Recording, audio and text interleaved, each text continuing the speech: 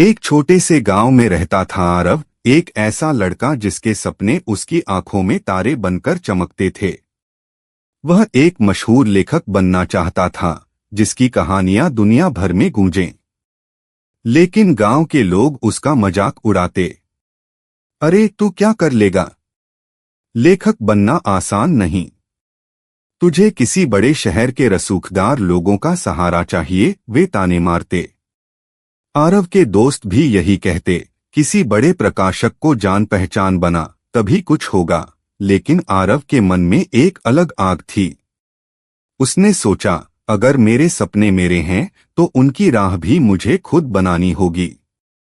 एक दिन जब गांव में मेला लगा, आरव ने देखा कि लोग एक कठपुतली के तमाशे में खोए हुए हैं।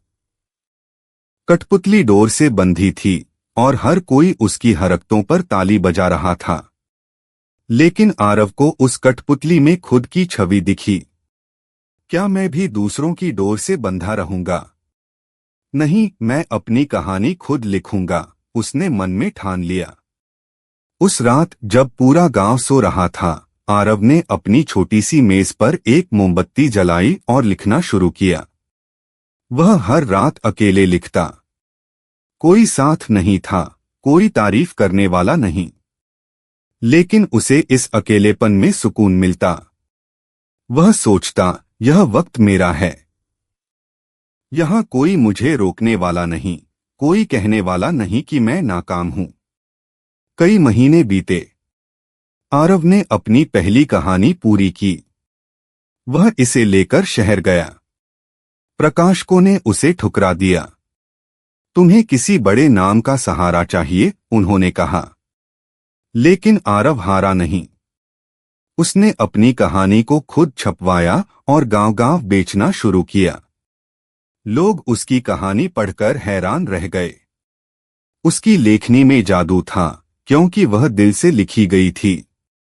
धीरे धीरे आरव की कहानियां दूर दूर तक फैलीं। लोग उसे जानने लगे। जो कभी उसका मजाक उड़ाते थे, वे अब उसकी तारीफ करते।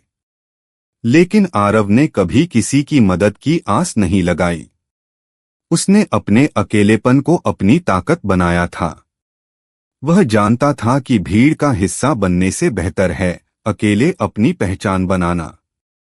एक दिन जब आरव एक बड़े मंच पर अपनी कहानी सुना रहा था, किसी ने पूछा, आपने इतनी ऊंचाई कैसे पाई? आरव मुस्कुराया और बोला, जब मैं अकेला था तब मैंने अपने सपनों से बात की।